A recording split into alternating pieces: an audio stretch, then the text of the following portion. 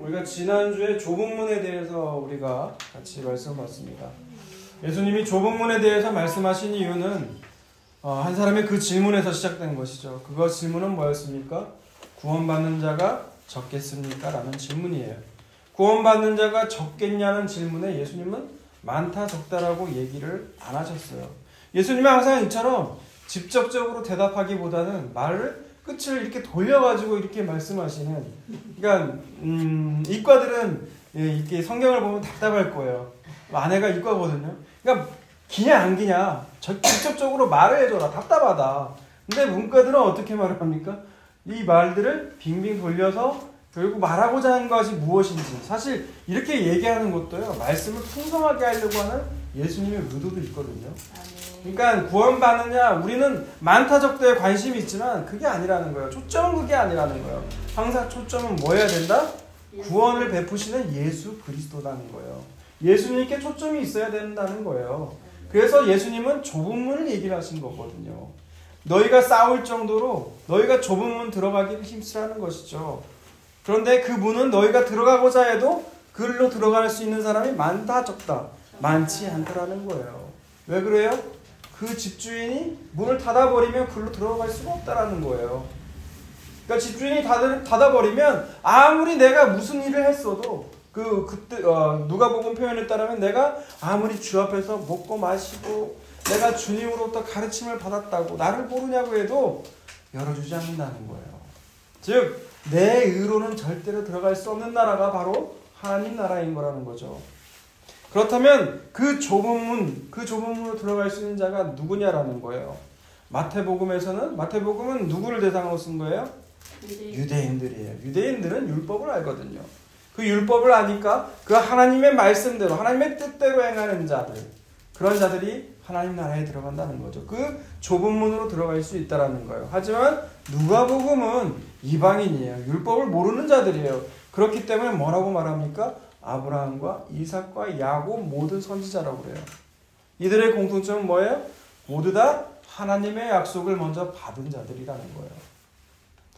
그런데 요한복음에서는 이걸 또 다르게 이야기하죠. 요한복음에서는 예수님을 양의 문이라고 말씀하시면서 예수님께서 부른 양들만이 그 문으로 들어갈 수 있다고 말하는 거예요. 그러니까 오직 예수 그리스도의만을 붙드는 사람만이 좁은 문으로 들어가게 되는 거고, 그 좁은 문은 어떻게 된다? 요한계시록에 따르면 그 문 앞에 열린 문을 뒀다는 거예요. 열려져 있다라는 거예요. 좁긴 하지만 열려 있다라는 거예요. 그러면 그 문으로 들어갈 수가 있는 거죠. 그렇기에 먼저 된 자가 나중되고 나중된 자가 먼저 될 수 있다는 것이 하나님 나라예요. 그걸 여러분 잘 하셨으면 좋겠어요. 자, 이제 오늘 본문 16장에 넘어오게 되면 불의한, 정직하지 못한 청지기 비유가 나와요. 근데 이 비유의 시작은요, 사실 누가복음 15장에서부터 시작되는 거거든요. 누가복음 15장을 보게 되면 세리와 죄인들이 찾아오셔서가 아니죠. 세리와 죄인들과 예수님이 같이 식사를 하시는 거예요. 근데 이 모습을 바리새인과 서기관들이 보게 되는 거죠. 그러니까 저런 모습을 보고 어떻게 저런 세리와 죄인 같은 저런 자들과 음식을 나눠 먹냐는 거죠. 유대인들은 누군가와 같이 식사를 하게 되면 나도 저 사람들과 똑같다라는 그런 문화적인 인식이 있어요. 여러분 구약에 보면 그 다윗이 요나단의 아들인 무비보셋과 같이 밥을 먹잖아요. 그 모습에 무비보셋이 어떻게 나와 같은 자가 왕과 식사할 수 있냐고 감격하잖아요. 그런 문화가 있었던 거예요. 그러니까 어떻게 저들과 같이 밥을 먹을 수 있냐는 거예요. 예수를 비난하는 것이죠. 그래서 예수님은 누가복음 15장에서 그들을 향해서 비유를 말씀하신 건데, 그 비유가 뭐예요? 잃은 양, 잃은 드라크마, 그리고 잃어버린 아들, 탕자의 비유죠. 그것을 말씀하는 거예요. 내가 이 땅에 하나님의 사랑이 무엇인지, 그 잃어버린 영혼에 대한 하나님의 마음이 어떤 것인지를 누가복음 15장에서 그 비유로 말씀하신 거라는 거죠. 근데 이 비유들은 이해하는데 그렇게 많이 어렵지는 않죠, 여러분. 그죠? 근데 누가복음 이제 16장에 넘어오게 되면 똑같은 거예요. 지금 같은 장소에서 계속해서 예수님 말씀하시는 거예요.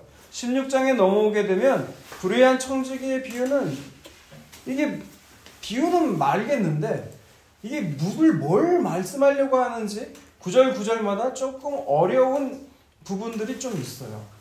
그래서 성경의 대표적인 난해 구절 중에 하나가 이 구절이거든요. 오늘 이 비유를 통해서 예수님은 과연 무엇을 말씀하려고 하시는지 보려고 합니다. 먼저 1절과 2절을 읽어주세요.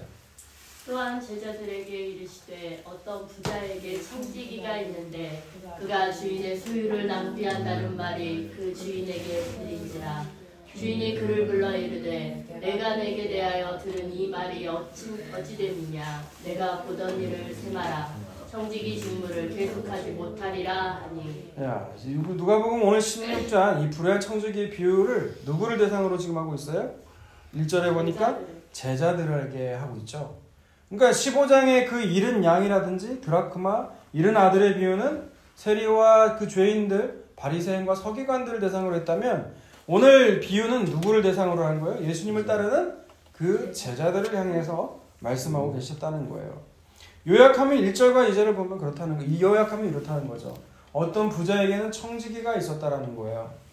오늘날은 뭐 청지기를 어떻게 말해야 될지 잘 모르겠어요. 지금은 뭐 재산을 관리해주는 뭐 부자들마다 재산을 관리해주는 사람이 있는데 그 직업을 뭐라고 하는데 지금 까먹었네요. 세무사. 세무사도 있어. 세무사도 있는데 회계사도 있고. 근데 그걸 전체적으로 관리해주는 그 직업 명칭을 영어로 하거든요. 영어로 보이면 비슷해요. 아무튼 뭐 그 정도로 둡시다. 비서. 그 당시에 좋아요. 그 청직이라는 게 신분적으로는 종이에요. 근데 그 말단 종보다는 약간 높고 재산을 전반적으로 관리해주는 그런 중간적인 위치에 있다는 사람이죠. 그런데 이 청직의 특징이 있었다라는 거예요. 이 청직이는 어떤 청직이었어요? 그냥 지 멋대로 하는 청직이었어요. 주인의 재산도 지껏 마냥 쓰고 다니는 그러한 정직하지 못한 불우한 청직이었다라는 거예요. 이때 소비한다는 단어가요. 이 재밌는 것이 그 잃은 아들 15장에 나오는 탕자의 비유에서 둘째 아들이 외국에 나가서 그 재산을 허랑방탕하게 살았다고 나왔잖아요. 그 단어와 똑같은 단어예요. 그러니까 재산이든 시간이든 지 멋대로 하는 걸 낭비한다라고 하는 거거든요. 이 청지기가 그렇다는 거예요. 그런데 이렇게 해왔던 자기 멋대로 재산을 지껏마냥 써왔던 짓이 주인에게 발각이 된 거죠. 시간이 들면 꼬리가 밟히는 거죠. 그리고 이제 주인으로부터 어떻게 받은 거예요? 해고, 통지를 드디어 받아버린 거예요. 그러자 이제 청지기가 이제 어떤 생각을 품게 되는데 그게 3절에서 7절까지예요. 읽습니다. 시작. 청지기가 스스로 이르되 주인이 내 직분을 빼앗으니 내가 무엇을 할까. 땅을 파자니 힘이 없고 빌어먹자니 부끄럽구나.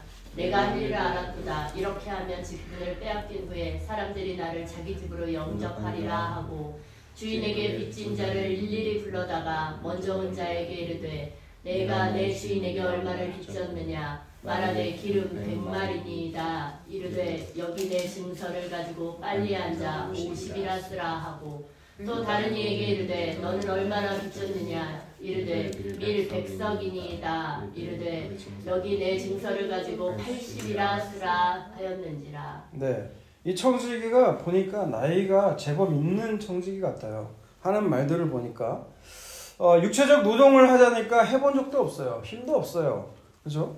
그렇다고 내가 좀 종보다는 말단보다는 조금 있는 직분에 있었는데 누군가에게 빌어먹자고 하니까 부끄럽다는 거예요. 이러지도 못하고 내가 저러지도 못한다는 거죠. 그래서 생각해낸 게 뭐였어요?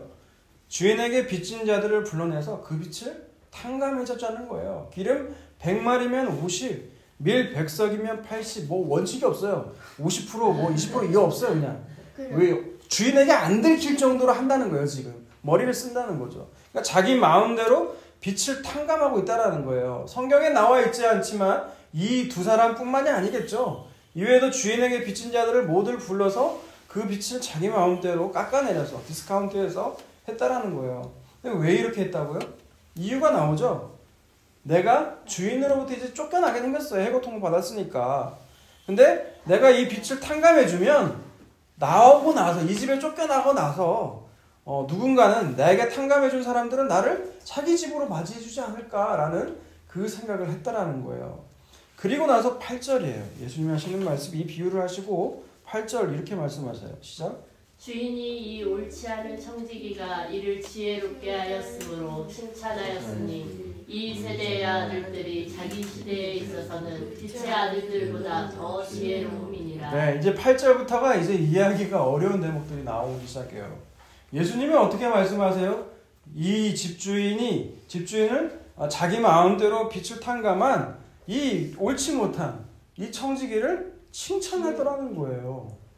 아니, 분명히 자기 재산이 모르겠습니다. 자기 재산도 아니고 마음대로 허비하고 그리고 빚마저도 자기 멋대로 탕감하면 주인한테 손해죠. 근데 그 손해를 일으킨 청지기를 칭찬하더라는 거예요. 그러니까 이걸 보고 요즘 현대인들은 어떤 생각을 하냐면, 요즘 현대인들은 빚을 많이 지게 되면 자기가 도저히 못 갚겠다 그러면 어떤 절차를 밟아요? 개인 회생 절차, 파산을 해버려요. 그러면 빚을 안 갚아도 되더라고요. 빚을 디스카운트 해주든지 이런 일들이 벌어지는 거예요. 그러니까 오늘날로 보면 이 사람은, 불의한 청지기는 집주인이 못 받아낼 거 그래도 좀 받아줬으니까 얼마나 지혜롭냐. 그래서 예수님 칭찬한 거다라고 해석하는 사람이 있고요.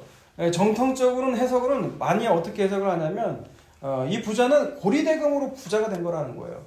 그래서 이 청지기가 빛을 탕감해 줌으로써 결국 주인에게 좋은 평판과 좋은 칭찬이 결국 이 주인에게 돌아간 거 아니냐. 그래서 칭찬을 한 거다라고 정통적으로 많이 해석을 해요. 예전에 저도 어릴 때 그렇게 설교를 들었던 것 같아요. 그런데 다시 8절을 보자고요. 다시 8절을 보면 읽어볼까요? 다시 한번 시작. 주인이 이 옳지 않은 청지기가 이를 지혜 있게 하였으므로 칭찬하였으니 이 세대의 아들들이 자기 시대에 있어서는 빛의 아들들보다 더 지혜로움이니라. 네, 예수님이 칭찬하였다고 말씀하셨죠. 주인이라고 말았는데, 네, 주인이 칭찬을 한 건데 비유상으로 그 집주인은 누굴 가리켜요? 하나님이에요. 하나님 사실. 네, 비유상으로는. 네, 아무튼 집주인이 칭찬을 했다는 거예요. 근데 칭찬한 이유가 뭐라고요? 그게 후반부예요. 이 세대의 아들들이라고 시작되는데 그 중간에 접속사가 생략됐다는 거예요. 왜냐하면.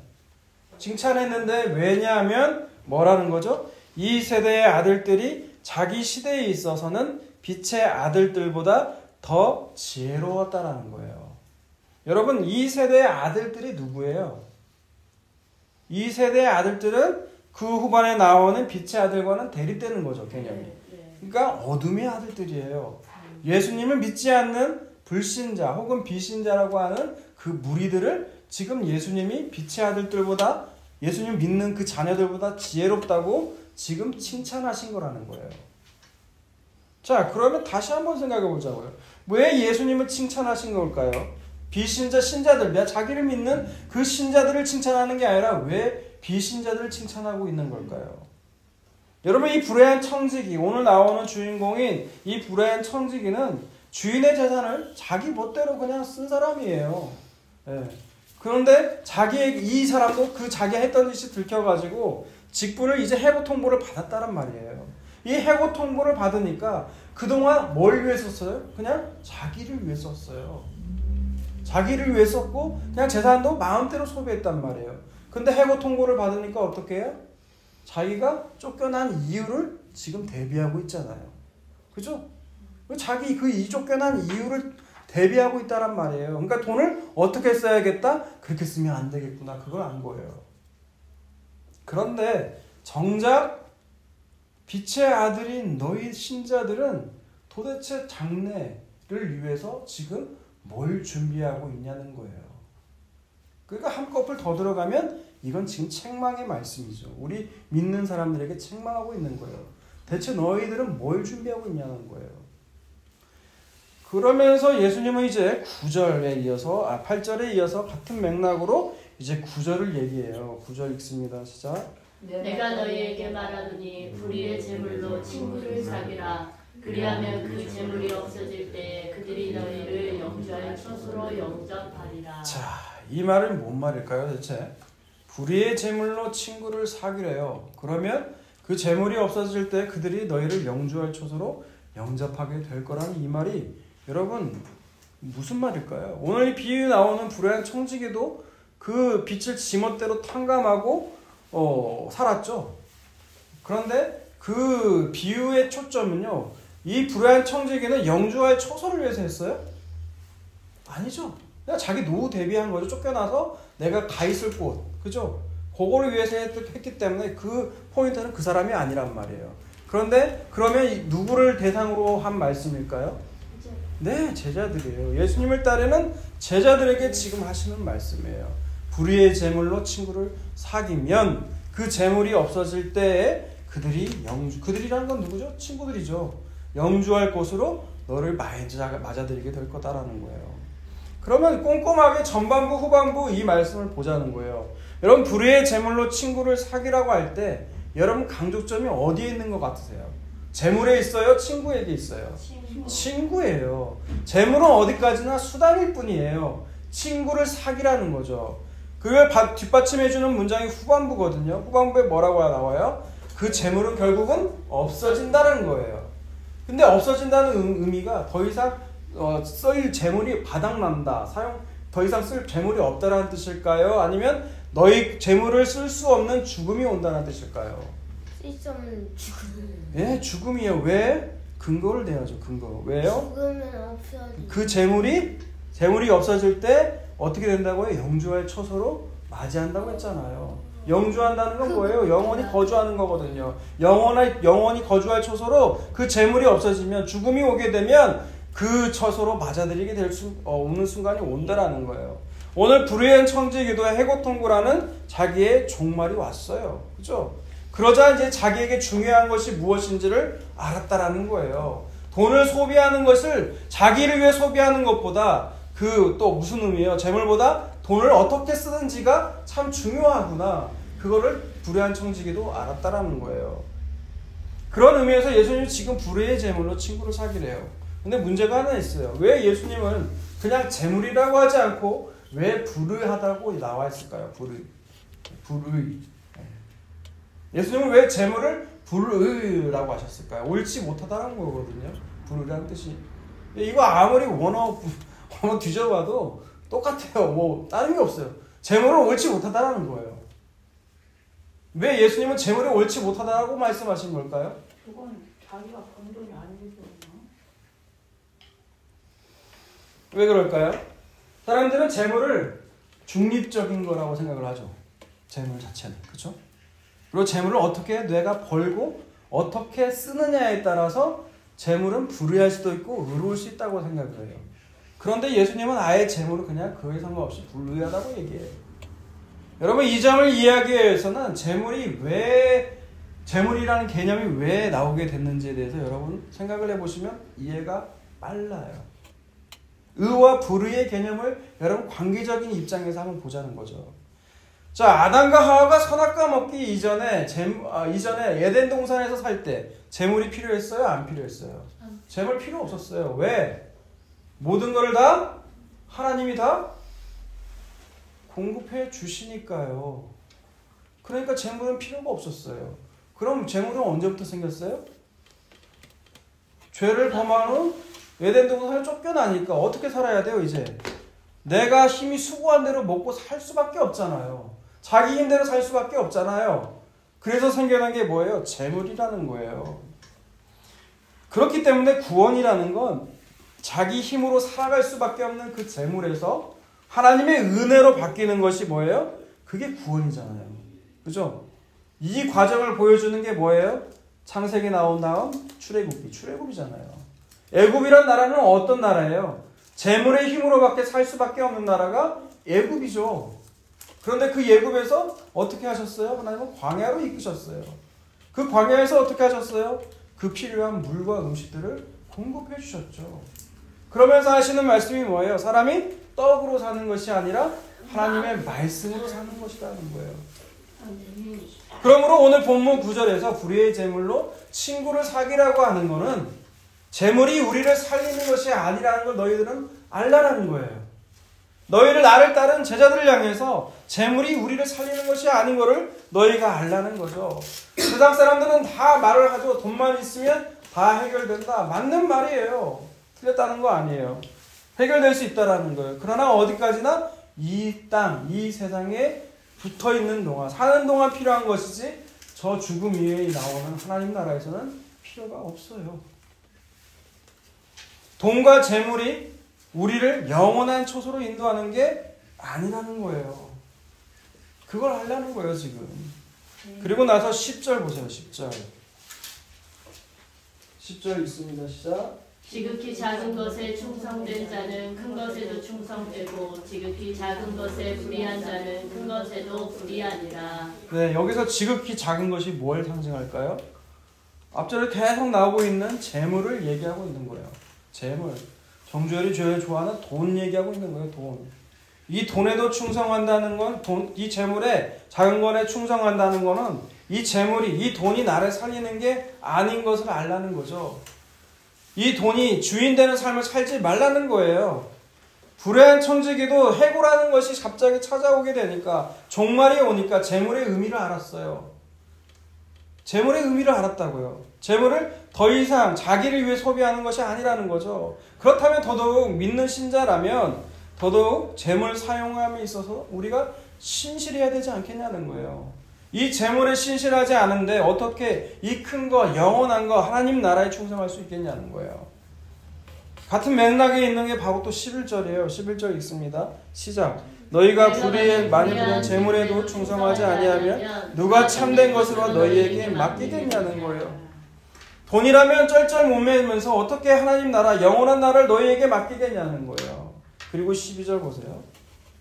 12절 읽습니다. 시작. 너희가 만일 남의 것에 충성하지 아니하면 누가 너희 것을 너희에게 주겠느냐. 네, 12절에 보면 남의 것이라고 나와 있는 게 10절에서는 지극히 작은 거, 11절에서는 바로 불의의 재물이를 가리키는 거. 똑같은 단어예요.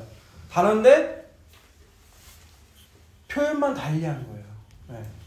즉 재물이라는 건 누구 거다? 네 것이 아니라는 거예요.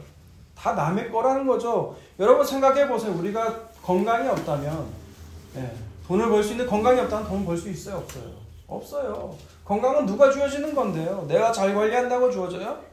제 주변에 그 건강 그렇게 잘 관리했는데도 암 걸려가지고 죽은 사람들이 또 있어요.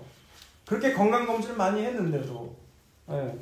건강할 수 있는 것도 능력도 모두 다 하나님이 주신 거라는 거죠. 내 것이 아니라는 거예요. 오늘 나오는 그 청지기와 같이 우리 다 모두 다 그냥 잠깐 이 세상에 살면서 맡아서 관리하는 것 뿐이라는 거예요. 그런데 문제는 뭐예요? 우리가 주인인 척 산다는 거죠. 이 사실을 잊고 내 것 마냥 산다는 거예요. 그러면 어떻게 참된 것, 영원한 걸 너희에게 주겠냐는 거예요.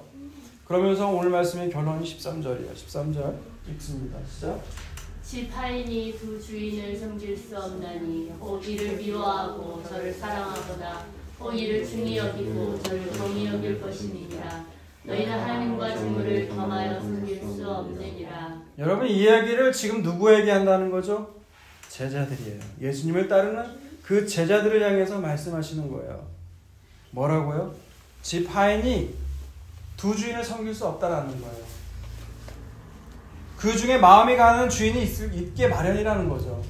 그러듯이 하나님과 재물도 또한 마찬가지라는 거. 하나님 옆에 재물을 놨다는 건 그만큼 재물도 막강한 힘을 지녔다는 거예요.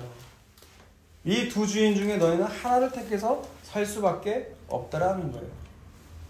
자, 그러면 여러분에게 묻겠습니다. 여러분은 하나님이 주인입니까? 재물이 주인입니까? 재물.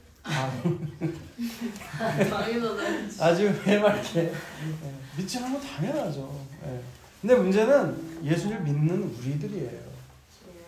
당연히 하나님이라고 말을 하고 싶은데 하나님이라고 대답할 수 없는 양심이 있다는. 이 이야기를 들은 바리새인과 서기관들은 뭐라고 말해요? 예수님의 설교를 비웃어요. 이 사람들은 자기가 무엇보다도 하나님을 사랑한다고 생각한 사람이거든요. 그런데 뭐라고 나와요? 그 뒤에 보면 돈을 좋아하는 자들이라고 나와요. 돈을 좋아하면서도 나는 하나님을 사랑한다고 얘기하는 자들이라는 거죠. 여러분 그래서 이 누가복음 16장의 이 비유가요 결론이 여기서 안 끝나요. 끝에 어떤 비유가 나오죠? 부자와 거지 나사로의 이야기가 꼭 나와요. 우리는 재물이 많은 걸 부자라고 말을 하죠. 근데 그 부자는 어떻게 됐어요? 결국 죽어서 지옥에 갔어요. 이 땅에서 호화롭게 자기가 원하는 대로 살다가 그가 마침내 도착한 곳은 어디예요? 지옥이에요. 그러나 거지 나사로는 왜 예수님이 이렇게 극적인지 모르겠어요. 왜 하필 거지해야 돼요? 거지 나사로는 어디를 가요? 천국에 가요. 거지라는 건 돈이 없는 게 거지예요. 그렇죠? 근데 그 거지는 돈이 없으니까 의지할 건 누구밖에 없어요? 하나님밖에 없어요. 네, 물론 거지라고 다 하나님 의지하는 건 아니거든요, 사실. 그러니까 이렇게 물어보는 우리 안에 왜 부자는 다 지옥 가요? 왜 거지는 다 천국 가요? 이 얘기예요, 지금? 그 얘기가 아니거든요. 여러분, 부자라고 해서 다 지옥 가고 거지라고 해서 다 천국 가는 건 사실 아니죠. 근데 그 재물을 대하는 우리의 마음 자세를 보라는 거예요. 내가 벌었으니 이건 내가 마음대로 쓸 거야 라는 마음은요, 그 사람이 실제 부자이든 가난하든 그 사람은 지옥 가는 거예요. 하지만 내가 내 것이 아니고 이렇게 벌 수 있게 한 것도 이 잠시 잠깐 필요해서 하나님 잠시 준 내가 청직이라는 걸 알고 사는 사람은 그 사람이 실제 부자든 가난하든 그 사람은 영원한 나라에 간다는 거예요. 아멘. 여러분 오늘 디모데전서 말씀을 보고 말씀을 마치려고 하거든요. 자, 디모데전서를 보세요. 6장을 봅니다.